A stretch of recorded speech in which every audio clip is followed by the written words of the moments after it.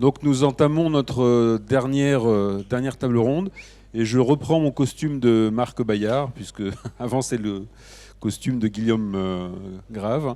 Euh, je reviens dans ma nature. Donc merci d'être là, merci à tous les intervenants pour cette quatrième table ronde autour d'une question, là aussi comme je l'ai exposé ce matin, c'est quatre moments, quatre items qui sont autant de thématiques qui seront développées par le laboratoire des pratiques durables. Ce sont, donc vous avez bien vu, un large spectre. Dans ce spectre n'est pas compris toute la question de la formation, la question de la sensibilisation. Ce n'est pas l'enjeu du laboratoire, mais c'est l'enjeu du Mobilier National et de Sèvres dans le futur établissement. On va aussi aborder cette question de la formation et de la sensibilisation. Donc, dans le laboratoire des pratiques durables, c'est quatre thématiques. Et il semblait indispensable et central de poser la question de l'usage et du récit. Là aussi, ce sont des questions qui peuvent difficilement être déconnectées, comme elles sont difficilement déconnectables des trois précédentes thématiques. Donc voilà, la notion de récit, elle est pour moi centrale parce que le récit, c'est ce qui fait non seulement culture, mais c'est ce qui fait surtout civilisation. Une pratique qui n'a pas de parole, on peut presque dire qu'elle n'existe pas. Une idée qui n'a pas une manifestation, un dessin, une écriture, n'existe pas en fait. Elle est dans le magma de l'intériorité, elle est dans le magma de quelque chose, et tant qu'il n'y a pas une transcription dans des mots, dans des sons, dans des images, en fait, si vous y réfléchissez bien, c'est pas possible, ça n'existe pas, ou ça reste quelque chose de très individuel et de très intérieur. Donc, d'où l'extrême importance de cette capacité à verbaliser, par le verbe, par l'image, par le son, mais surtout aussi de l'ordonner, de lui donner un sens, d'une écriture, le verbe, l'image, le son ou d'autres aspects. Donc ces questions usage-récit centrales, évidemment, mais portées par différentes voix dans cette quatrième table ronde. Alors, quatre interventions différentes qui vont aborder des différents sujets. Alors d'abord, Élodie Ternoux qui va nous évoquer la question de la matière. Ensuite, Aurélien Fouillet, Marc Aurel et enfin Rami Fischler. Alors, je commencerai par Élodie Ternoux. Quelles sont les différentes approches actuelles des matériaux ? Comment on aborde aujourd'hui cette question de la matérialité des matériaux, si je puis dire ? Bonjour à tous. Je ne sais pas si... Oui, ça marche. C'est une bonne question. Je ne sais pas si j'ai la réponse. Qu'est-ce que je pourrais vous dire ? J'ai joué le jeu de cette question nouveaux matériaux, nouveaux usages. Comment on aborde la question des matières aujourd'hui ? Là, vous avez une petite représentation un peu mind mapping, qui est le genre de choses qu'on fait, nous, assez souvent chez ILO. Je fais partie d'un collectif de spécialistes autour des questions matière et environnement. Et autour de cette notion centrale de nouveaux matériaux, j'ai mis des choses qui me venaient en tête et qu'on va juste rapidement parcourir là. La première chose qui me vient en tête quand on parle de nouveaux matériaux et qu'est-ce qu'on peut écrire avec ça, c'est point d'interrogation et slide suivant. Est-ce qu'il y a vraiment des nouveaux matériaux ? Slide suivante, parce que vous vous rappelez de ce machin truc qui peut-être les cauchemars de votre année de 5e en physique-chimie, mais ça reste quand même une réalité, c'est-à-dire que Mendeleïev, quand il met en place la table périodique des éléments, il nous fait la liste des ingrédients qu'on a à notre disposition. On n'a pas changé on en a trouvé un peu des nouveaux, mais en attendant, tout est là. Donc la question de nouveaux matériaux, ça serait déjà de définir qu'est-ce que c'est qu'un matériau, parce qu'en termes de matière, d'atomes et de machins avec lesquels on peut jouer, on reste avec une liste très très fermée et déjà connue, déjà décrite. En revanche, ce qui peut être un petit peu différent dans l'autre, c'est qu'on a combiné des choses jusqu'à présent, mais on n'est pas allé jusqu'au bout des possibles des combinaisons. Ça, c'est certain. En termes scientifiques, il y a encore un nombre incroyable qui peut se chiffrer de combinaisons possibles où on joue avec plusieurs et beaucoup plus d'atomes que l'on ne joue aujourd'hui avec. Donc ça, c'est peut-être que les nouveaux matériaux et les nouveaux usages qui vont en découler sont dans ces combinaisons qu'on n'a pas encore explorées. Mais c'est vrai qu'aujourd'hui, quand on parle de matériaux, on est plutôt en fait dans du produit, du semi-produit, de la chose déjà pas mal transformée. Autre point qui m'est venu en tête, je ne me rappelle plus quoi, ah oui, c'était l'évolution. Il me semble que, moi ça fait 25 ans à peu près que je suis dans ce domaine des matériaux, il me semble qu'entre il y a 25 ans et maintenant, on est passé un peu des techno-fascinés. Et par exemple l'aérogel qui est ce matériau extrêmement léger en verre ou en carbone qui a des propriétés incroyables, entre autres d'isolation thermique pour l'aérogel de verre. C'était waouh, le truc super, les superconducteurs où on peut imaginer léviter et où c'est la promesse d'usage de ce type de matériau pour des systèmes de transport, par exemple, sans aucune force de frottement, donc extrêmement optimisé. La fibre de carbone, ne serait-ce que ça, qui est plus très exotique aujourd'hui, mais qui a ce côté un peu technique, fasciné. Oh, t'as vu mon vélo en fibre de carbone, super nickel, etc. D'autres exemples, comme les matériaux alliages à mémoire de forme, ces matières qui sont soit métalliques, plastiques ou céramiques, par exemple, et qui ont la capacité de mémoriser une forme, à laquelle ils vont revenir invariablement, infailliblement, à partir de certaines conditions, par exemple de température. Ou bien les métamatériaux, la promesse de l'invisibilité. J'ai une cape, si mon écharpe était en métamatériaux, vous ne me verriez pas, parce que l'écharpe détournerait la lumière qui ferait que pour vous, avec vos yeux, je suis plus là, alors que je suis toujours là, le truc incroyable. Ou bien le liquid metal, qui, comme son nom ne l'indique pas, est solide, et qui est en fait un matériau, un métal amorphe, ce qui n'est pas le cas des métaux en général, qui sont cristallins. Et un métal amorphe, c'est presque un verre qui n'a pas encore atteint la transparence. Donc peut-être que demain, les métaux seront transparents, ou en tout cas qu'on aura des matériaux qui seront suffisamment performants pour avoir et les propriétés des métaux et les propriétés des verres. Bon, ça nous fascinait il y a quelques années, c'était le truc waouh, quoi. Et il y avait cette espèce d'aura autour de la matière qui était techno. Aujourd'hui, on est plutôt bio-fasciné ou bio-convaincu, et donc on est retombé d'un cran un peu, c'est moins techno, et c'est des trucs à base de cellulose beaucoup, donc le bois revisité chez Perpetual, où on recrée presque la matière bois, mais de manière technologique et composite, ou le bois sous forme de coating qui utilise la lignine qui est à l'intérieur du bois pour faire des coatings étanches sur des papiers par exemple, ou la cellulose qu'on retrouve aussi dans le bois pour faire des mousses qui vont remplacer le polystyrène expansé. En tout cas, le truc techno-science, c'est moins sexy et c'est surtout un petit peu moins porteur de cette idée de il faut qu'on fasse des économies en termes d'impact environnementaux.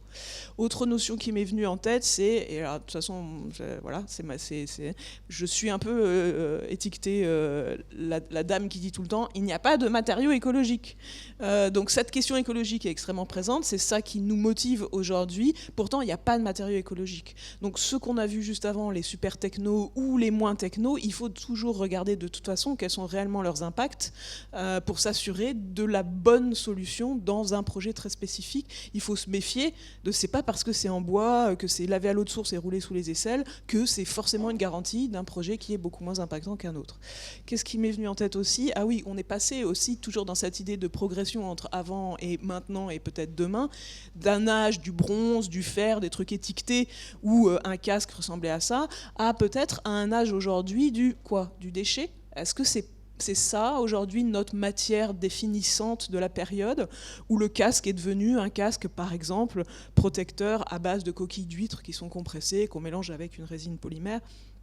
C'est peut-être ça, notre ère aujourd'hui, on parle beaucoup de l'anthropocène, est-ce que c'est ça, les nouveaux matériaux et les nouveaux usages qui en découlent ? Je ne sais plus ce qu'il y a après, mais ça c'est d'autres exemples de matières qui utilisent des coquilles de coquillage, que ce soit l'ostréa ou bien certains fils ici polymères pour faire du dépôt de fils qu'on évoquait dans la précédente table ronde. Ici, on est tout en recyclé et en papier, base papier, briques, non pas que papier, mais on est, je ne sais plus, si, j'arrive même plus à me lire. Oui, non, des vraies briques recyclées ou des briques en papier ou des matériaux en textile recyclés. Donc on est dans la question du recyclage. Est-ce que c'est cette ère-là qui nous définit aujourd'hui en termes de nouveaux matériaux ? Point d'interrogation.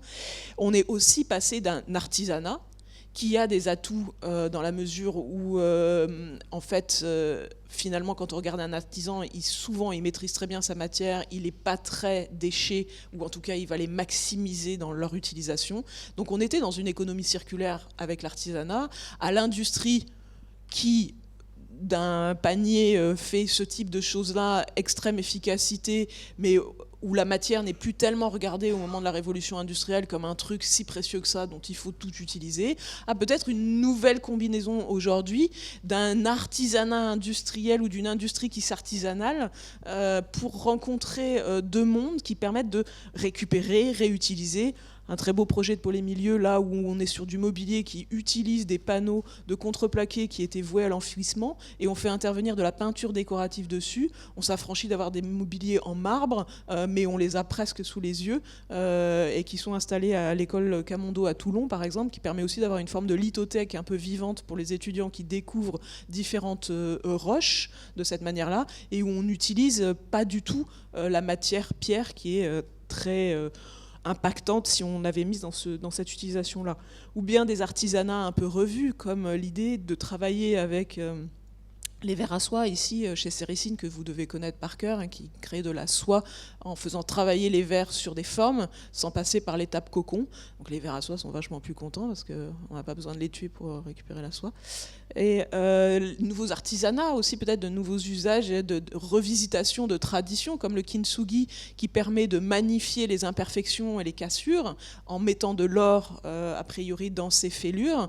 Ici, on a une vision un petit peu néo-technique, avec une réparation qui fait appel à des bactéries, par exemple, pour recoller les morceaux. Mais c'est aussi un regard sur le cassé, le déchet, qui change et qui est plutôt intéressant.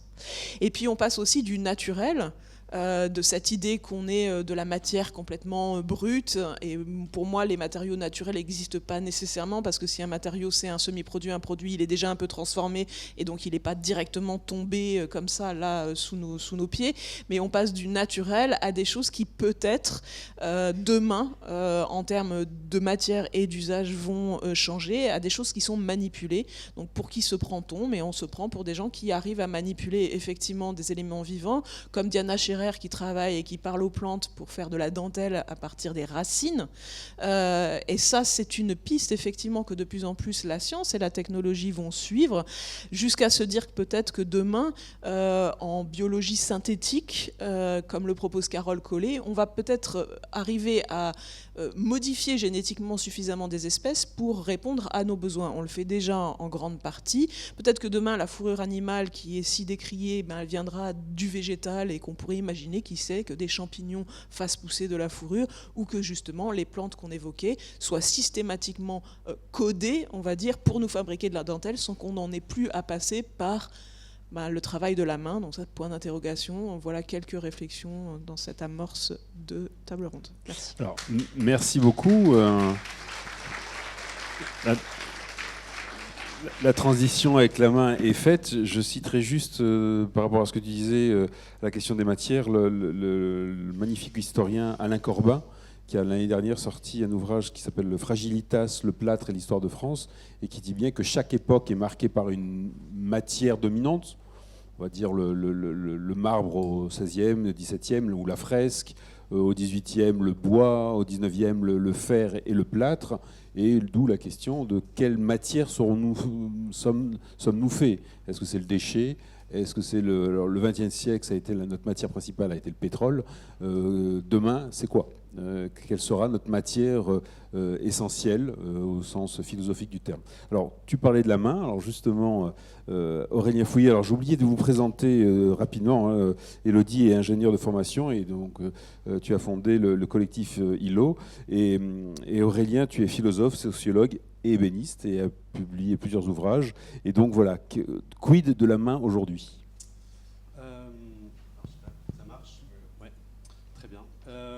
Oui, peut-être pour recontextualiser justement, ça marche pas. Alors, je vais prendre un autre micro, c'est bon. Ah si, c'est bon. Voilà, c'est bon. Qu'est-ce que c'est qu'un récit de la main finalement pour un laboratoire des pratiques durables? Vous le savez, on en a beaucoup parlé ces derniers jours. L'année 2024 est l'année la plus chaude depuis le début de l'ère industrielle, et on a déjà dépassé les 1,5 degrés, qui était l'objectif des accords de Paris pour 2100. Qu'est-ce que ça veut dire 1,5 degré? Ça veut dire qu'entre 1,5 et 2 degrés, il y a des points de bascule climatique comme la fonte du pôle Nord, enfin tout un tas de choses. Et donc la question du récit qui se pose, c'est un récit qui est capable d'adresser ces enjeux évidemment climatiques, mais climatiques en fait ça veut dire social, politique, économique, etc. Alors évidemment, l'idée c'est de recontextualiser cette réponse par un récit au travers des métiers d'art. Et la première chose peut-être, et ça a été évoqué déjà précédemment, c'est que le problème, en fait, c'est peut-être pas ni la matière, ni les objets, ni l'industrie, mais c'est la relation qu'on entretient aux objets, à la matière et à l'industrie. En fait, on dit qu'on est une société matérialiste, mais la société de consommation, elle est tout sauf matérialiste. C'est-à-dire que la matière n'a que très peu d'importance. Pour preuve, on change de téléphone tous les 2 ans en moyenne.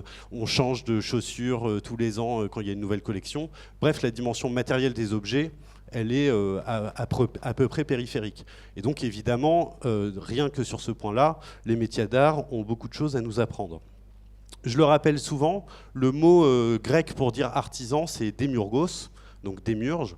Et démurgos, c'est 2 mots, c'est démos et ergon. Ça veut dire, en fait, que si on le traduit en français, c'est l'œuvre commune. Donc l'artisanat pour les Grecs, c'était quelque chose qui faisait œuvre commune, et notamment en produisant ce que les Grecs appelaient le cosmos. Et le cosmos, c'est, quand on le traduit, c'est l'ordre et l'ornement. Donc l'artisanat, par le travail de la matière, il produit le monde comme œuvre commune à travers 2 choses, de l'ordre et de l'ornement. L'autre élément que les Grecs nous apprennent et qui me paraît très intéressant justement par rapport à cette question du récit et qui rejoint, je pense, ce que vient de dire Élodie, c'est que en fait, notre relation à la technique, on l'envisage souvent sous l'angle du mythe de Prométhée. Vous savez, on dit on est une société prométhéenne avec cette version du mythe de Prométhée où il va voler le feu aux dieux, il le donne aux êtres humains pour qu'ils puissent s'émanciper et de la nature et du joug des dieux, et donc devenir l'égal en quelque sorte du divin. Et donc avec cette idée que la technique, c'est ce qui nous permet de nous arracher du monde et de éventuellement transformer le monde à notre image. Mais il y a une autre version du mythe de Prométhée qui, à mon avis, est plus pertinente dans le contexte actuel, qui est celui où en fait c'est le frère de Prométhée, Épiméthée. Alors Épiméthée, ça veut dire l'imprévoyant. Prométhée, c'est le prévoyant. Et on confie à Épiméthée la tâche de donner les qualités aux différents êtres vivants qui vont peupler la Terre à ce moment-là. Donc il donne les plumes aux oiseaux, les écailles aux poissons, le venin aux serpents, etc., etc. Puis arrivé au moment de l'espèce humaine, comme il est imprévoyant, Épiméthée, en fait il a tout distribué, et donc on n'a pas de plumes, on n'a pas d'écailles, on n'a pas de venin, on n'a pas de crocs, etc., etc. Et c'est à ce moment-là que Prométhée va aller voler les artisanats, les arts, dans les ateliers d'Héphaïstos et d'Athéna, pour les donner aux êtres humains en compensation, en quelque sorte, des plumes, des écailles, etc., etc. Et donc la technique, dans cette version du mythe de Prométhée, c'est plus du tout une technique qui nous arrache à la nature ou qui nous permet de la transformer à notre image. C'est au contraire une technique qui, comme les ailes des oiseaux, comme les écailles des poissons, nous permet en fait de toucher le monde. C'est-à-dire que c'est la façon que l'espèce humaine a d'entrer en relation avec son environnement, avec la matière. Et je suis assez d'accord, est-ce qu'il y a une matière naturelle ? D'ailleurs, la nature, moi je ne sais pas très bien ce que c'est. Vous, peut-être que vous avez déjà voyagé dans un endroit vierge de toute empreinte humaine, mais à partir du moment où il y a des microplastiques au pôle Sud, je ne suis pas sûr qu'il y ait beaucoup d'environnement naturel aujourd'hui sur la planète Terre.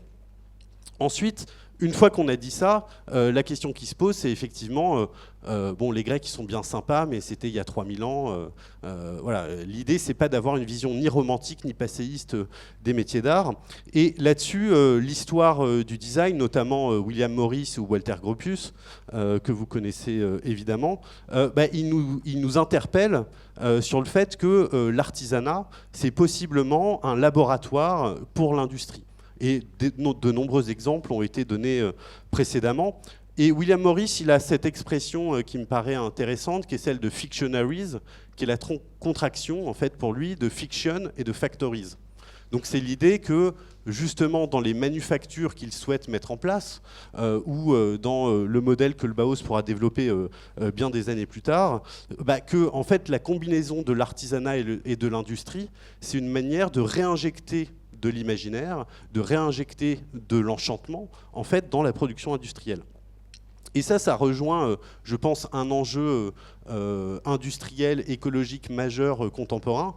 Ça a été évoqué ce matin un petit peu par Cathy Cotelon notamment. C'est l'idée que, en fait, l'industrie, on l'a envisagée comme une manière de standardiser la production, pour l'optimiser. Et comme plein d'exemples l'ont montré dans cette journée, c'est formidable. Enfin, ça a tout un tas d'avantages, hein, bien entendu. Hein, je vous rappelle qu'on est 8 milliards d'êtres humains, donc a priori, on va avoir besoin de l'industrie de toute façon pour nourrir, loger et habiller tout le monde.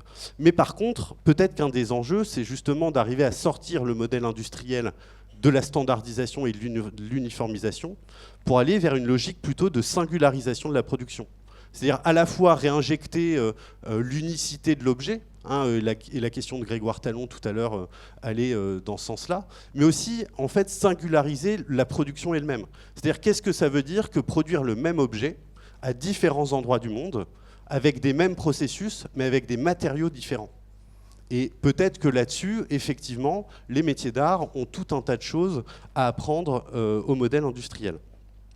Alors, autre chose qui me paraît importante, c'est encore une fois pour déconstruire cette idée romantique de l'ébéniste qui fait des copeaux dans son atelier. L'histoire de l'artisanat, c'est d'abord une histoire de l'invention, c'est d'abord une histoire des techniques. Hein, et il y a quelques exemples contemporains qui sont intéressants. Celui que citait tout à l'heure Chloé, si je ne dis pas de bêtises, sur les cartes mémoire tissées pour la NASA, qui montrent voilà, que même dans des secteurs de haute technologie et de pointe, l'artisanat a évidemment sa place. Mais on peut citer aussi le satellite en bois qui vient d'être envoyé par les Japonais et qui a été fabriqué selon des techniques d'ébénisterie, ou la céramique qui est utilisée pour la rentrée des vaisseaux spatiaux dans l'atmosphère et qui utilise aussi en fait des techniques ancestrales de fabrication de céramique. Donc tout ça pour dire que voilà, il faut aussi sortir de l'idée que l'artisan ou le récit qu'on fait de l'artisanat est celui de la restauration et de la conservation. C'est une partie évidemment de l'artisanat, mais c'est une histoire qui est toujours contemporaine et toujours actuelle. Et moi, je le dis souvent, hein, le premier cluster d'innovation, c'est alors selon les écoles, hein, on choisit, mais ça peut être Chambord, ça peut être le château de Versailles, ça peut être le mobilier national, c'est-à-dire des endroits où on a mis ensemble des savoir-faire, des ingénieurs, des scientifiques pour produire en fait des choses exceptionnelles. Et ça, évidemment que l'artisanat a encore plein de choses à raconter là-dessus. L'autre élément de récit, à mon avis, que les métiers d'art peuvent apporter dans ce contexte, c'est évidemment celui d'une culture matérielle. Hein, je veux dire, on a quand même perdu en près de 50 ans l'intégralité de notre culture matérielle. Hein. Il y a quand même eu des études aux États-Unis sur le nombre de marques que les adolescents connaissent en regard du nombre d'essences d'arbres qu'ils connaissent. Et vous doutez bien qu'ils connaissent plus de marques de sneakers que d'essences de bois. Alors, je ne sais pas s'il s'agit de connaître beaucoup d'essences de bois. Ce n'est pas la question. Mais encore une fois, avoir une culture matérielle, ne serait-ce que pour entretenir son vélo, plutôt que de changer de vélo tous les 6 mois, en fait, ça a un impact très concret sur notre relation aux choses et notre relation aux objets. Et dernière chose, peut-être dernier exemple qui me paraît intéressant, à l'ENSI, donc, où j'enseigne, on travaille actuellement dans le cadre d'un programme européen de priorité de recherche sur la robotique souple, la robotique organique. Pour faire simple, le paradigme traditionnel de la robotique, c'est Terminator, c'est-à-dire un robot dur. Voilà. Et les roboticiens envisagent que l'avenir de la robotique, c'est des robots poulpes plutôt, donc des robots souples. Alors pourquoi je vous parle de ça ? Parce que en fait, ce programme de recherche, il articule justement de l'ingénierie robotique avec en fait des savoir-faire liés aux matériaux souples, liés à des techniques qu'on dirait low-tech, c'est-à-dire comment on fait possiblement un robot en bambou, comment on fait un robot avec du cuir, pour justement à la fois baisser l'empreinte écologique de ces objets, évidemment, mais aussi pour adresser de nouveaux usages et de nouvelles possibilités de déploiement en fait, du robot. Donc encore une fois, si un récit dans un laboratoire des pratiques durables peut être vecteur de quelque chose que portent les métiers d'art, je crois que c'est un peu de toutes ces choses-là que je viens de vous parler.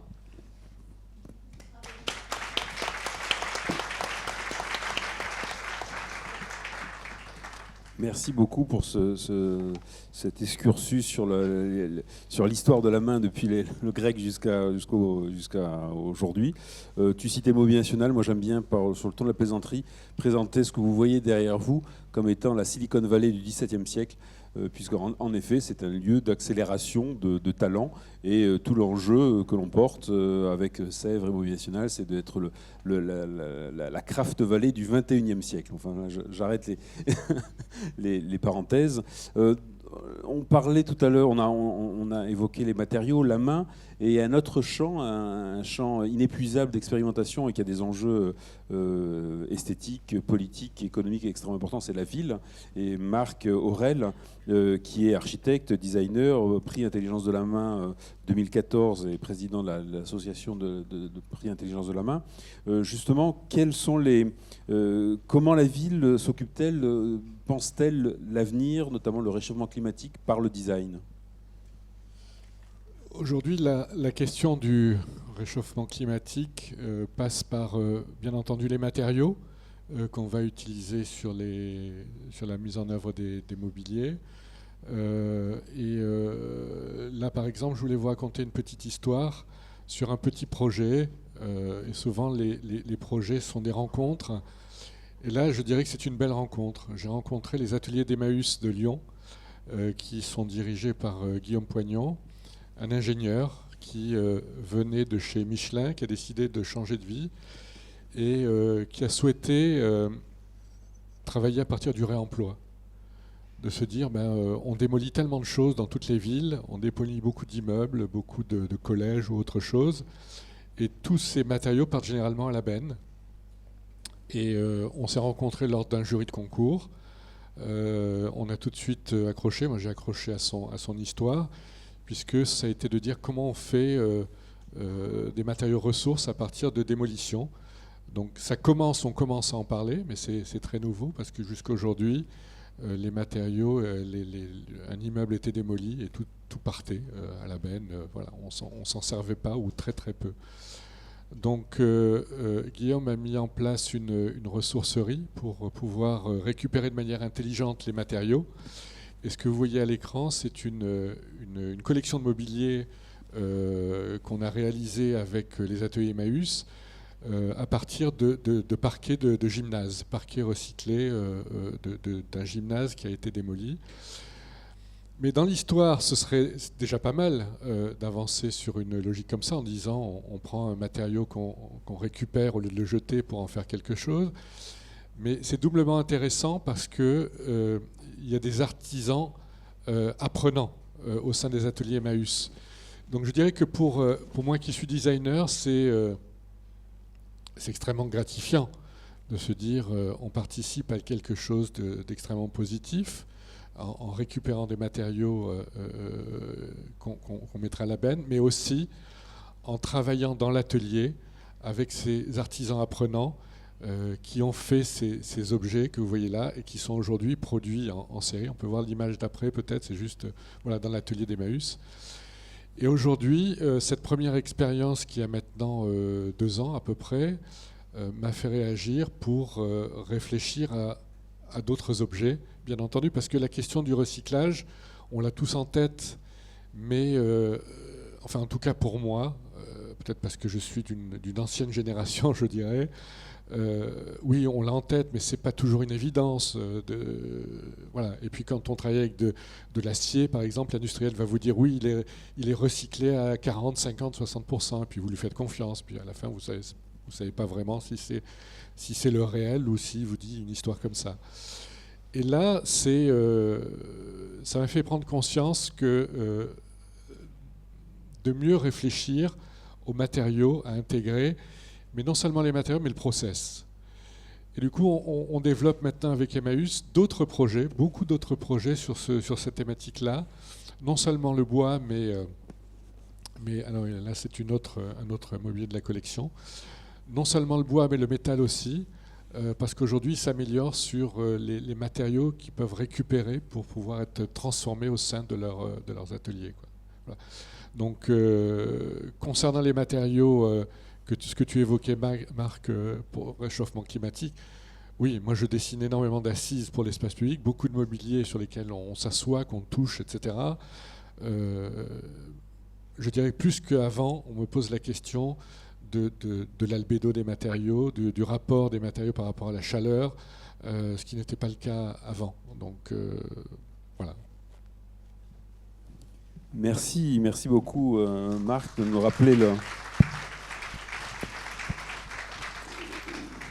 rappeler que la ville est évidemment le premier terrain de jeu, si je puis dire, de l'expérimentation. Et alors, on va terminer par Rami Fischler, qui est designer, qui a eu plusieurs cordes à son arc, qui travaille aussi bien de l'objet à l'espace public, puisqu'il vient de finaliser l'installation des Champs-Élysées, et qui a fondé RF Studio.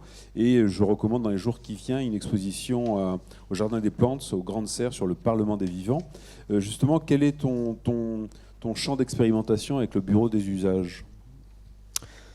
Bonjour à tous. Je vais essayer d'être complémentaire parce qu'il y a plein de choses que j'ai envie de dire, mais je vais rester court et peut-être en profiter pour parler vraiment de la question du récit. Parce que, en tout cas, moi, je suis convaincu que notre métier a encore beaucoup de beaux jours devant lui, que ce soit celui des artisans et des savoir-faire, mais aussi du design. Parce qu'on est dans un moment où clairement on a besoin de renouveler nos récits, on a besoin de renouveler nos imaginaires et qu'on ne peut pas trop attendre des autres puisqu'on voit bien que beaucoup des imaginaires qui aujourd'hui nous bercent sont ou dystopiques ou très très anciens. Alors quand je dis très anciens, c'est pas tant que ça en fait, hein. Il y a beaucoup de choses qui nous paraissent très anciens, mais les imaginaires qui nous bercent et les récits qui font qu'aujourd'hui on dessine les objets qu'on dessine et les usages qu'on est en train de concevoir, ils ont à peine 100 ans en réalité, ils ne sont pas si vieux que ça, ils ont pas, c'est plutôt bon signe, ça veut dire c'est pas trop tard pour les changer. Moi j'ai fait l'ENSI des ateliers aussi, même si j'ai pas le super uniforme, notre ami, et je me souviens d'avoir beaucoup utilisé la fiction et les récits pour essayer de me convaincre moi-même du monde que je souhaitais imaginer à travers les projets. Et c'est devenu assez naturel pour moi d'utiliser ce qu'on appelle parfois le design fiction pour essayer de formaliser ou de narrer en fait un usage qui n'existait pas encore. Je pensais que c'était assez original, en tout cas je trouvais que ça me convenait bien, et puis ensuite j'ai consacré une exposition à ce sujet plus de 10 ans plus tard pour me rendre compte qu'en fait c'était plus qu'une juste une pratique, c'était carrément une stratégie qui a changé le monde. J'étais juste passé totalement à côté en étant bien, bon là je suis belge mais je parle au nom des Français et des Européens parce que c'est vraiment à nous de nous remuer aujourd'hui. À quel point en fait aux États-Unis la stratégie du narratif, de la fiction a totalement changé nos vies à tous dans le monde entier au début des années 20 et à un moment où une crise énorme aux États-Unis générait de la pauvreté, de la détresse, de l'inégalité. Le design, une partie du design est née là, en fait, au service de la création de ces nouveaux récits, aux côtés des industriels. Tu en parlais tout à l'heure, c'est vrai qu'on a besoin d'industrie, mais l'industrie, elle a besoin de vendre parce qu'elle n'est pas totalitaire non plus, si elle ne convainc pas. Donc elle a besoin de récits, elle a besoin de convaincre des gens, et ça a très très bien marché au début du XXe siècle, puisque c'est l'alliance de l'industrie des matières fossiles, puis de l'automobile, qui a vraiment drivé la grande majorité des imaginaires qui ensuite se sont déversés dans le cinéma et qui ont vraiment transformé le monde, parce qu'aujourd'hui on en est totalement inglué, pas parce qu'en fait on le subit, mais parce qu'on l'aime aussi. Donc la question c'est est-ce qu'on peut aimer autre chose ? Et moi je suis convaincu qu'aujourd'hui on est dans une obligation d'aimer des nouvelles perspectives d'imaginaire qu'on n'a pas encore vraiment créées. Et se pose la deuxième question, du coup, c'est est-ce que nous, tous, autant que nous sommes ici dans cette salle plutôt européens, de cultures parfois différentes, mais quand même plutôt européens, est-ce qu'on a le sentiment d'avoir un imaginaire, un récit commun ? Une fois dit ça, j'ai pas de réponse particulière, hein, je finirai peut-être un petit peu là-dessus. Je peux atterrir sur quelques projets parce que je pense que, alors là vous voyez deux images qui sont finalement un peu les deux versants de mon studio. À gauche un projet, finalement on en parlera peut-être tout à l'heure, assez classique, hein, je dessine des objets, des espaces. J'utilise beaucoup le récit. Alors le récit il peut se trouver à l'adresse des futurs utilisateurs, mais la majorité du temps, en fait, le récit il est déjà lié à fédérer des gens qui doivent travailler ensemble. qui savent plus aujourd'hui parfois la raison pour laquelle ils travaillent ensemble. Il manque de sens parfois dans nos projets. Et donc je pense que le design joue aussi ce rôle de fédérer par le récit commun pour juste trouver une voie commune vers un projet. Et c'est plutôt du coup l'image de droite avec un travail plutôt de fond sur comment inventer un récit qui nous drive tous. Donc les images suivantes, c'est des exemples finalement dans lesquels tout ça s'incarne. Hein. Parfois des tout petits projets, comme le disait Marc, c'est parfois déjà très bien, même si ça peut avoir un grand impact parce que là il s'agit des Champs-Élysées. En réalité ce sujet je l'aime beaucoup parce qu'il s'agit des terrasses. Alors les terrasses, c'est un imaginaire, il y a eu quelques petits micro-trottoirs et des statistiques aussi qui ont été réalisées post-Covid pour se rendre compte à quel point les terrasses sont des éléments ultra importants pour les Français et les Parisiens, si bien qu'on pourrait même y avoir, je pense, un peu l'idée qu'on les a créées en France, ce qui n'est pas le cas, mais c'est vrai que pour les étrangers, pour les touristes, la terrasse, ça fait vraiment partie d'un imaginaire parisien. Les gens n'ont pas vraiment sont pas surpris de voir des terrasses et au contraire aiment la terrasse à Paris. Donc quand on travaille sur un sujet comme ça, on est forcé de travailler sur la question du fil conducteur qui est celui de l'histoire. On ne va pas planter une terrasse qui, je ne sais pas si je l'ai dit, mais ce sont les terrasses des Champs-Élysées qui ont été installées pour les Jeux Olympiques, mais qui vont rester, qui sont rentrées dans ce qu'on appelle le RET, donc la réglementation vraiment parisienne des étalages et terrasses. Et ce qui fait qu'aujourd'hui, sur les Champs-Élysées et bientôt sans doute sur l'Axe majeur, ce modèle sera le modèle, je dirais, obligatoire en fait pour tous les restaurateurs. Ça l'est déjà aujourd'hui. Et donc moi j'ai vraiment tiré le fil historique avec ce qu'on appelait les vacheries anglaises à l'époque. Et donc une partie du narratif aussi passe parfois par justement passer le plus discrètement possible et juste tirer le fil d'une histoire qui existe déjà et venir la renforcer. Mais si vous passez, voilà, c'est quelques images des terrasses, mais on avance pour peut-être passer à un petit grève. Ouais, celui-là. Juste pour vous dire que derrière, en fait, un objet qui peut, somme toute, et j'espère même, se fondre dans la ville, il y a beaucoup, beaucoup d'histoires. Ces histoires, en fait, moi j'aime bien penser qu'elles peuvent naître d'un objet, mais se prolonger, parce que je pense que derrière la question de la terrasse, et je pourrais donner des dizaines d'exemples comme ça, il y a la question évidemment de la ville, la question du partage de l'espace public, la question de l'esthétique de l'espace public et de la ville, et donc de qu'est-ce qu'on raconte en termes évidemment d'imaginaire collectif, que ce soit pour les Français ou pour les étrangers. La question de l'économie, évidemment, comment est-ce qu'on peut générer des nouvelles économies sur la rue, grâce aux terrasses, mais surtout grâce au mobilier urbain de façon plus générale. Et évidemment, la question du durable et donc des matériaux qu'on utilise, etc. Et à partir du moment où on traite tous les objets comme ça, on voit qu'en fait, on crée des dizaines de récits. Chacun de ces récits peut avoir sa propre vie. Et quand on les rassemble derrière, ça peut créer, en fait, je pense, des très beaux imaginaires communs. Parmi, en fait, les imaginaires qu'on traite tous là, et on a parlé, vous en avez tous parlé, c'est l'idée parfois, voilà, de dire la matière, de toute façon, elle pollue. Donc en gros, est-ce qu'on est capable d'en faire avec le moins de matière possible? Et surtout, qu'est-ce que ça raconte comme récit? Je pense qu'il faut être modeste. Parfois on fait un objet, parfois on participe dans un projet, et ça a un impact, même si c'est un impact local. Moi parfois, juste à l'échelle de mon agence, si un projet peut, je dirais, stimuler une équipe, changer des habitudes, il y a des stagiaires qui passent par chez moi, il y a des gens qui sont dans mon studio qui vont aller forcément ailleurs. Je pense qu'on est aussi des véhicules à transformation qui se font uniquement par le récit. Et ce projet, je l'aime bien pour ça. C'est un projet, vous avez vu, donc on est sur un chantier, c'est un immeuble de Chartier d'Alix à Saint-Denis. Toute la réflexion sur l'écosystème, au plus tôt on arrive, au plus tôt l'histoire est bonne. Nous, on aime bien arriver très tôt dans les projets, et là, en l'occurrence, d'arriver au moment du chantier, au moment où on commence à excaver la terre. Beaucoup de projets du Grand Paris aujourd'hui génèrent beaucoup de terre, parfois polluée, parfois inutilisable. En fait, dans ce cas-ci, en fait, on s'est dit qu'on allait fabriquer tout le mobilier de l'immeuble avec la terre du chantier. Donc tous les mobiliers que vous voyez là, ils ont été fabriqués sur place, et les premiers utilisateurs du bâtiment, quand ils sont arrivés, en fait, le chantier était terminé, mais on était en train de fabriquer en fait avec la terre du terre-plein le mobilier, et du coup tout le monde avait un peu le sentiment de participer à cette aventure-là, et j'ai trouvé que c'était un très bon exemple de récit qui participe à l'usage aussi. Et je finirai par... ouais, oui, vous pouvez vous arrêter là. Par la question du vivant, en fait. J'imagine que ce mot-là est tellement utilisé que... Mais c'est pas grave, en fait. Les bons récits, il faut vraiment les réciter des milliards de fois. C'est comme pour les enfants. Enfin, quand c'est un bon récit, c'est pas grave si on le raconte tous les jours. Je pense que la question du vivant, elle est primordiale.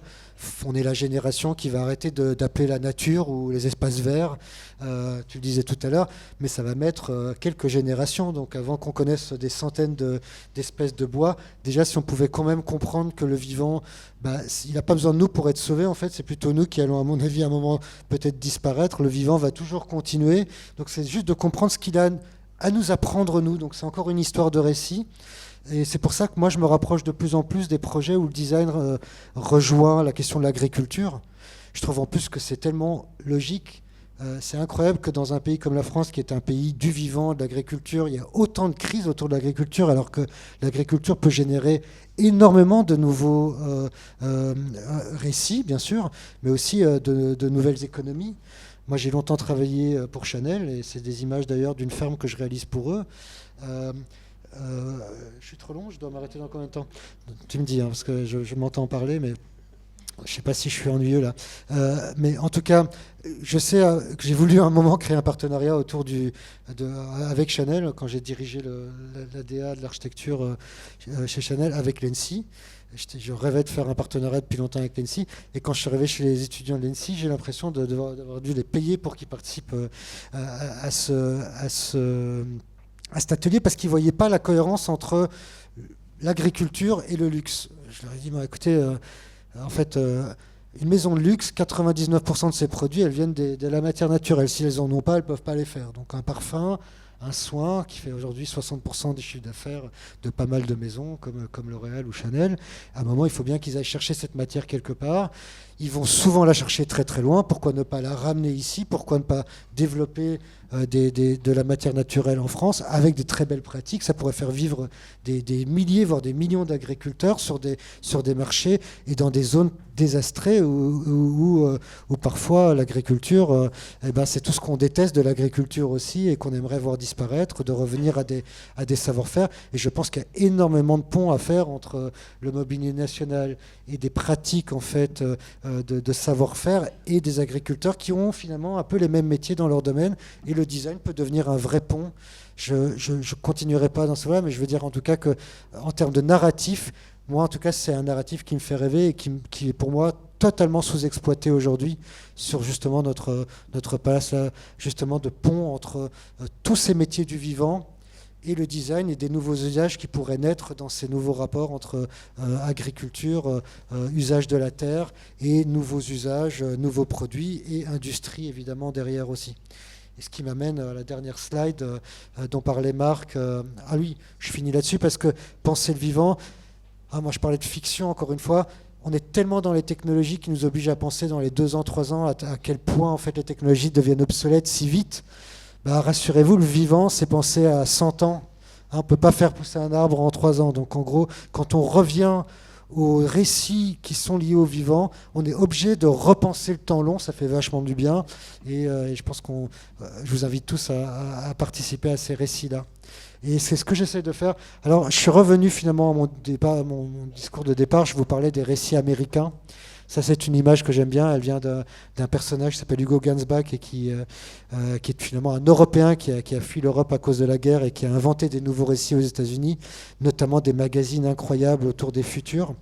Et ça, c'est juste une des couvertures des milliers de magazines qu'il a fait sur le futur, qui parlent des arbres qui demain pourront parler. Alors là, ce qui est un peu dystopique, c'est des militaires, on a l'impression qu'ils vont aller chercher l'information avec un fusil sur la tempe de l'arbre. Mais en tout cas, je pense qu'il y a énormément de récits aujourd'hui à apprendre du végétal. Il suffit juste de les écouter. Alors on n'a pas les outils pour. Je pense que les designers pourront peut-être demain les inventer. Et ce que je fais du coup à partir de la semaine prochaine au CERF du Muséum d'histoire naturelle, c'est de faire parler les arbres. Donc je mets des casques sur les têtes des visiteurs, et en mettant le bon canal, finalement, soudain vous entendez les arbres et les plantes parler entre elles, et vous vous rendez compte qu'elles ont beaucoup de choses peut-être à nous apprendre sur notre propre survie. Voilà, je vous remercie. Merci beaucoup.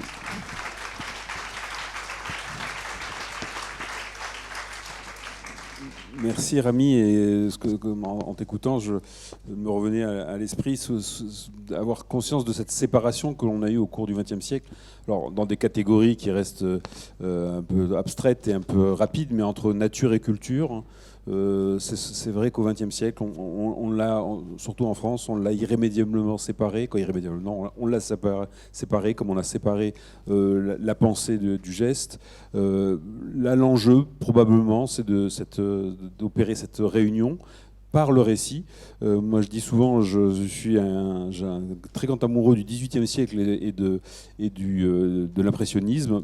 Pas pour les côtés jolies fleurs, mais c'est parce que ce sont des périodes qui condensent le geste et le récit par la nature.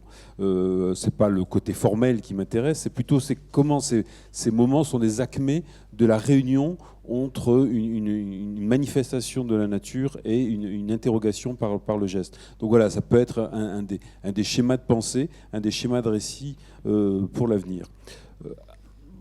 Tu voulais rajouter quelque chose ? Oui, parce que je pensais qu'on allait avoir la parole séparément comme ça, mais pas. Voilà, si je peux continuer, j'ai déjà quelques minutes encore. J'avais d'autres slides tout à l'heure, je ne sais pas si on peut les revoir. Parce qu'il y avait deux questions encore qu'on avait soulevées qui m'intéressent d'évoquer là. C'est le rapport entre industrie et artisanat. Je suis designer industriel et ça fait 30 ans que je travaille avec de très grandes industries sur de la très grande série.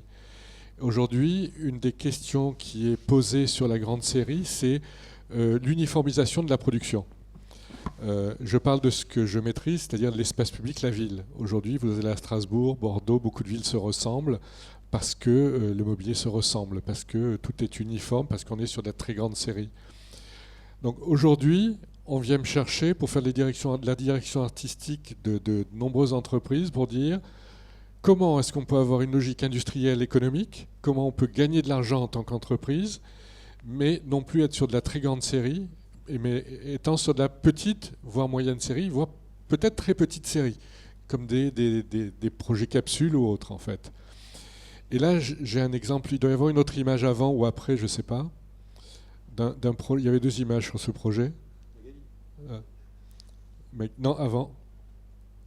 Voilà.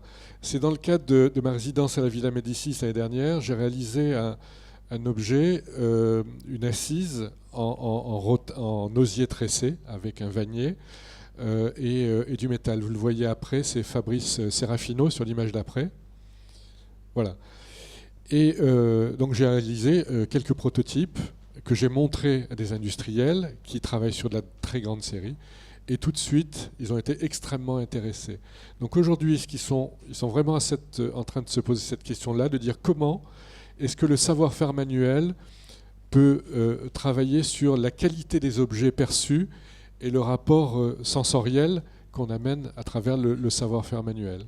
Donc là, c'est une thématique extrêmement importante qui arrive dans l'industrie pour cette question de l'uniformisation aujourd'hui des produits. En fait, voilà. Je voulais juste rajouter ça. Et dernière chose, après je vais être très bref, dernières images, c'est là aussi le travail sur les entrées de métro qu'on a fait à Paris. On a un projet très compliqué, mais on a souhaité intégrer le savoir-faire d'artisans remarquables pour travailler sur toutes les pièces de fonderie que vous voyez ici. Elles ont l'air très simples, mais elles sont très complexes. Donc à chaque fois, ça demande un artisan qui travaille sur le moule, qui travaille sur la pièce, sur le détail de la pièce pour pouvoir réaliser, dans une logique industrielle aussi, puisque derrière, on a coût de production, maîtrise du coût de production, répétitivité de la pièce sur de la série, durabilité, puisque la RATP nous demande par exemple un minimum de 30 ans de durabilité sur les pièces qu'on va produire. Donc je dirais que quand on est designer, il suffit, entre guillemets, mais on a la capacité en tout cas de venir titiller les industries, d'autant plus qu'elles sont aujourd'hui demandeuses, en leur amenant un savoir-faire externe porté par des artisans qui viennent qualifier la matière, qualifier les formes et amener autre chose qu'une uniformisation de l'espace public. Là, vous voyez un travail... je ne sais pas si j'ai encore le temps, Marc. Hein, Dernière chose, comme je suis président de l'association des lauréats de l'intelligence de la main de la Fondation Bettencourt, depuis maintenant 4 ans, on organise pour 2026 un projet de recherche autour de science et savoir-faire manuel, intelligence de la main. L'idée, c'est qu'aujourd'hui, il y a beaucoup de labos qui travaillent sur les neurosciences, sur le toucher. Et on s'est rendu compte que le toucher a un pouvoir extrêmement important parce qu'il permet de créer des connexions neuronales de plaisir qui, sur le volet médical, permettent de mieux soigner les malades, qui permet de mieux intégrer les médicaments ou autre chose. Mais donc le toucher au sens large.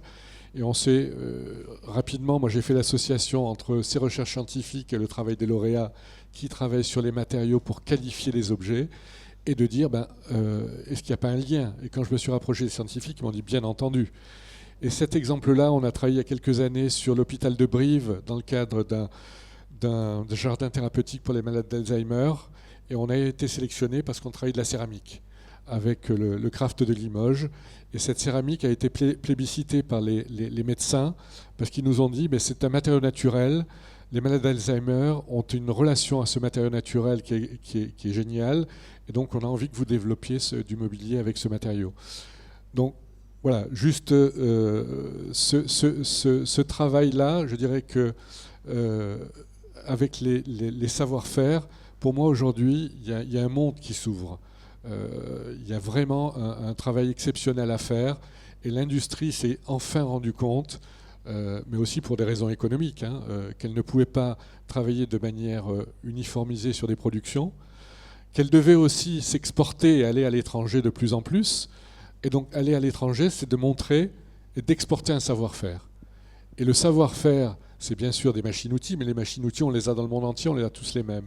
Le savoir-faire, c'est le savoir-faire manuel. De rajouter un savoir-faire manuel là-dessus, c'est un atout exceptionnel que les industries commencent à comprendre. Donc je dirais à vous de jouer, ceux qui ont un savoir-faire artisanal, parce qu'il y a tout à faire aujourd'hui. Voilà, merci. Merci pour cette précision, Marc. Alors, comme il se fait tard, on va passer directement aux questions. J'espère que vous en avez plein. Sinon, on va directement à la conclusion. Alors, questions. Faites pas les timides. Ah voilà, enfin, Grégoire. Fallait m'inviter. Hein. Non, je plaisante. Non, une question qui me taraude parce que tous vos propos me passionnent et je suis complètement convaincu. Je pense qu'on est tous convaincus ici, et c'est pour ça qu'on se retrouve entre nous. Mais comment est-ce qu'on peut favoriser la démocratisation de l'accès à l'artisanat, au métier d'art, toutes ces valeurs qui nous tiennent à cœur, tout ce nouveau récit qu'il faut construire ensemble? Il a quand même un point commun, c'est que ça demande du temps, c'est du temps long. Rami, tu nous le rappelais. Quelles sont vos pistes? Marc Aurèle, tu l'as évoqué, je pense à travers le projet du métro, qui est sûrement une référence pas innocente à Guimard, qui a démocratisé à sa manière l'accès au métier d'art. Mais vos pistes à vous pour démocratiser l'accès à l'artisanat, à la sensibilité, à la singularité qui nous tient à cœur? Moi, j'ai une toute petite réponse. C'est déjà, ça a été dit tout à l'heure, essayer de travailler pour le plus grand nombre. Et travailler dans l'espace public, c'est déjà travailler pour le plus grand nombre. Et ça donne davantage de visibilité. Voilà. Pour moi, c'est une piste. Moi, je l'ai évoqué un petit peu tout à l'heure, mais c'est la question de la culture matérielle. C'est-à-dire, moi, je trouve ça incroyable qu'il n'y ait pas d'enseignement de culture matérielle à l'école, par exemple. Et tous les programmes dont on a parlé, Manufacto, l'or dans les mains, l'outil en main, tout ça, c'est formidable, mais finalement, c'est d'une certaine manière insuffisant. Moi, quand j'ai travaillé sur les métiers d'art, j'ai interrogé tout un tas d'artisans. Et il y en a un certain nombre qui me disaient, mais pourquoi on ne fait pas passer un CAP à tous les élèves de 3e? Et peu importe d'ailleurs que ce soit de la cuisine, de la plomberie, de l'ébénisterie. En fait, voilà, s'acculturer à la matière pour en fait regarder les choses autrement. Et du coup aussi valoriser par la suite les objets qui sont vecteurs de ces savoir-faire, au détriment peut-être de ceux qui n'en sont pas le vecteur. Et on en a toute, enfin voilà, il y en a toute une ribambelle, hein, de l'habili d'Ikea à tout un tas d'autres objets, quoi. Avant de laisser répondre Rami, j'ai bien dit tout à l'heure que dans le laboratoire des pratiques durables, tout ce qui était sensibilisation et formation n'était pas dans son champ, mais il était dans le champ du futur établissement Sèvres Mobilier National. C'est-à-dire toute la question de le petit mob Mobilier National, le petit Desgourdias, Sèvres, on prend à bras-le-corps justement cette sensibilisation de tous les publics, et notamment des enfants, à la pratique, à la matérialité, à tous ces éléments. Donc on n'oublie pas cette dimension-là. Et peut-être juste quand on voit les cours de technologie au collège, on se dit qu'il y aurait vraiment un truc à faire. Et que, en fait, et en plus, il y a des éléments qui sont enseignés dans d'autres disciplines, en biologie, voilà, qui mériteraient en fait à être unifiés dans un enseignement pour donner un regard sur la culture matérielle, je pense. Enfin, voilà. Ouais, non mais je crois que ça a été dit, mais si on tire le fil, en fait, c'est un vrai sujet politique. Donc il faut mettre un doigt. Je fais pas beaucoup de tables rondes, mais à la fin, on finit quand même toujours un peu sur ce sujet en ce moment. C'est un peu à la mode. Il y a un vrai problème d'audace et de prise de risque politique à un moment où je pense que ces sujets-là sont cruciaux pour. Je le disais avant, et je le dis vraiment pas du tout en voulant faire le Marseillais vu que je suis belge, hein, mais qu'on est vraiment dans un sujet qui va définir l'avenir de l'Europe et notamment de la France. C'est-à-dire qu'on ne peut pas être bon dans tout et on ne peut pas driver ou leader tous les grands imaginaires de la planète. On a des très grands continents et des très grandes cultures ailleurs qui sont aujourd'hui dans une bataille de l'imaginaire aussi, que ce soit pour je dirais leur stratégie interne ou internationale. Et on vient de vivre une très grande élection aux États-Unis et tout le monde en Europe se dit mais qu'est-ce qu'on va faire ? Qu'est-ce qu'on va faire ? On va inventer nos imaginaires, ou en tout cas on va les défendre fièrement. Et je crois que là, clairement, il y a un leadership à prendre et celui des savoir-faire et de l'artisanat. Il y a un boulevard en fait là-dedans, je pense, non seulement pour pouvoir créer des nouveaux métiers, inciter des nouvelles générations à s'impliquer dans ces domaines-là, mais aussi parce que derrière, c'est un très bel imaginaire qui peut produire derrière énormément de nouveaux usages, de nouvelles consommations à l'échelle internationale ou locale. Et voilà, je pense qu'il faut arriver, et je pense que c'est exactement le rôle du Mobilier National et des personnes qui y croient et qui sont ici, hein, mais d'inciter encore plus nos politiques à investir dans ce domaine-là, que ce soit dans l'éducation, évidemment, dans les formations, mais aussi dans l'influence que peut avoir du coup la France à travers le monde dans ce domaine. Et ils font déjà beaucoup, mais on peut faire encore beaucoup plus. Si, je laisse la parole à Elodie, mais si on continue sur la question des élections américaines, le président américain a fait sa première visite dans un pays étranger en faisant sa référence devant Notre-Dame de Paris, ce qui peut, dans les imaginaires, peut être très intéressant. Au-delà, je ne sais pas si ça marche. Au-delà de la pédagogie, je pourrais qu'abonder dans ce sens-là aussi. Si on est optimiste, il faut l'être. On pourrait aussi peut-être se dire que le mouvement vers un monde un petit peu moins impactant en termes environnemental, mais aussi social, nous pousse à regarder les choses à nouveau et autrement. La réparation étant un des premiers réflexes et une des premières boucles de l'économie circulaire, ça nous pousse à nous demander comment les choses sont faites. Est-ce que je vais pouvoir les réparer ? Est-ce que je vais pouvoir les faire durer plus longtemps ? Il y a peut-être évidemment à ce niveau-là une vraie carte à jouer aussi pour ce savoir-faire, cet artisanat qui va nous être un petit peu imposé de fait. Peut-être qu'on va ralentir, si on est optimiste donc, se rendre compte que ce monde qui va à une vitesse fulgurante et où la production n'arrête pas c'est pas la manière dont il faut prendre les choses, et on arrivera peut-être à refaire, faire en sorte que l'artisanat soit premier en fait. Peut-être je rebondis sur ce que disait Rémi. Il y a eu une étude là, récemment sur qu'est-ce que ça consomme de générer une image sur une IA et, au MIT. Donc une image avec Midjourney ou DALL-E, c'est une charge de smartphone. Donc vous multipliez ça par le nombre d'images. Et ça, c'est les images, hein, c'est pas les vidéos, c'est pas la 3D. Voilà. Et l'autre exemple auquel je pense, c'est quand il y a eu le début de la guerre en Ukraine et le prix du gaz qui a flambé. On a choisi collectivement de baisser le chauffage plutôt que de couper l'Internet. Et je ne dis pas qu'il faut couper l'Internet. Ce que je veux dire, c'est que ces choix-là, on les fait aussi parce qu'on a un rapport, justement, un récit lié aux technologies qui est assez éloigné, finalement, en tout cas de celui que j'ai essayé de raconter tout à l'heure. Et quand on fait des choix techniques, en fait, on fait des choix de société.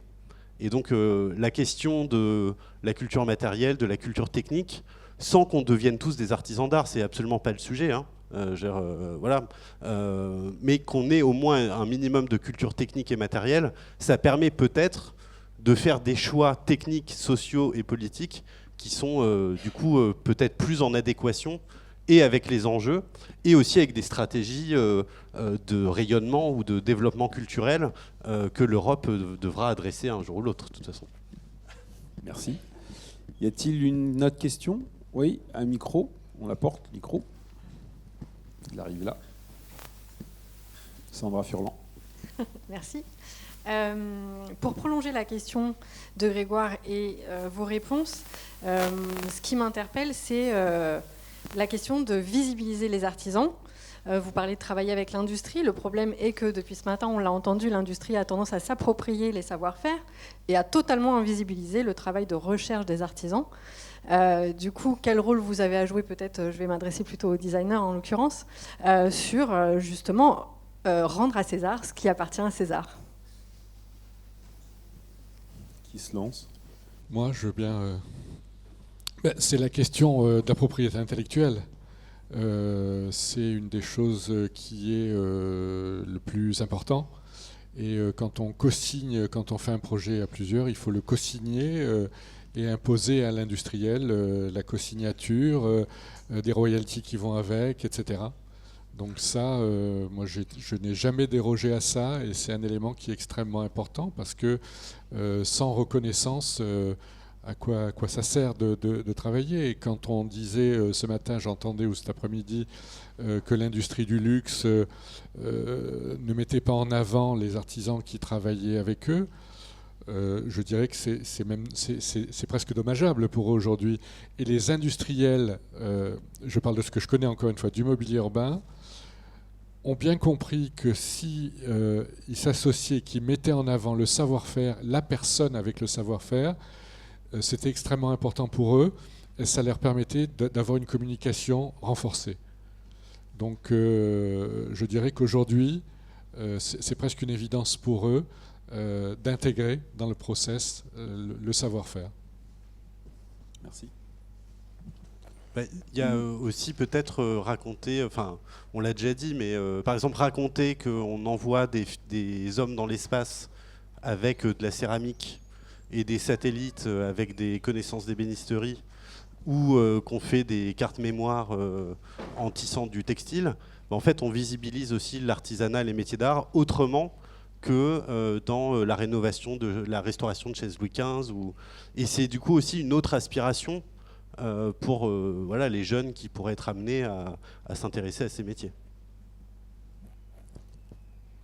Une dernière question? Bon, on va conclure. Je vais conclure. Alors, je vais conclure en vous interpellant.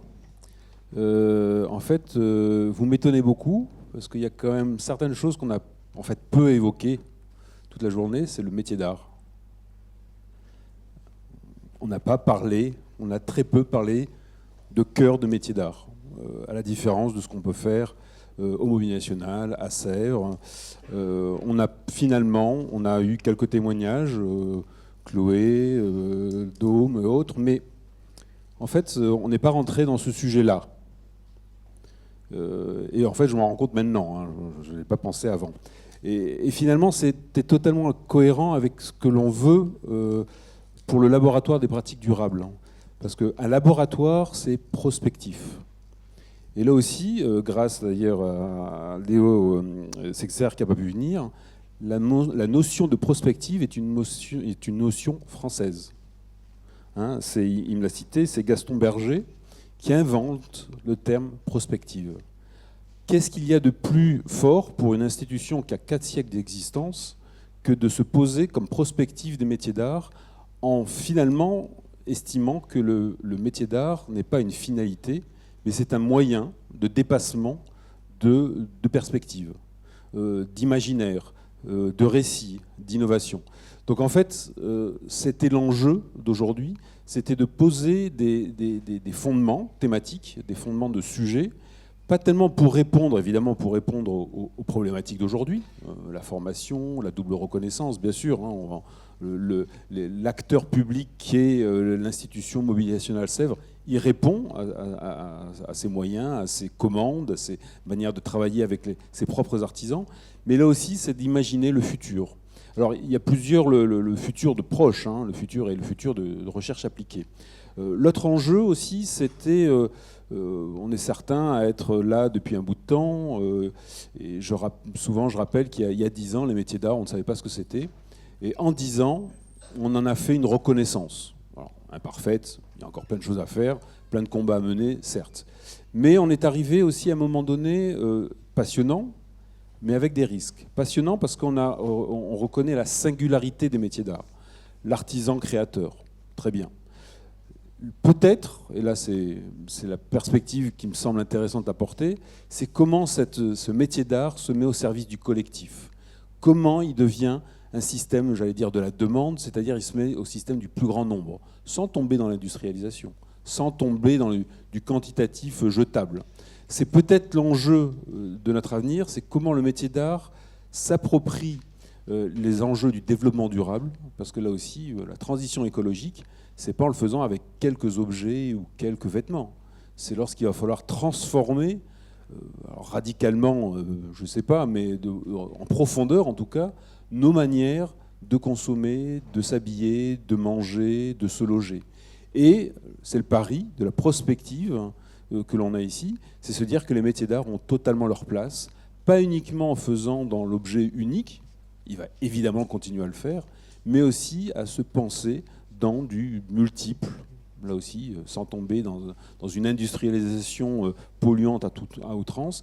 Mais voilà, cette journée était là pour, à travers ces 4 thèmes, à poser 4 piliers qui vont nous animer, nous, c'est-à-dire l'équipe, Laboratoire des pratiques durables, mais nous, collectivement, et on reviendra vers vous pour poursuivre ces interrogations et aussi ces actions, c'est essayer de repenser tous ces éléments-là.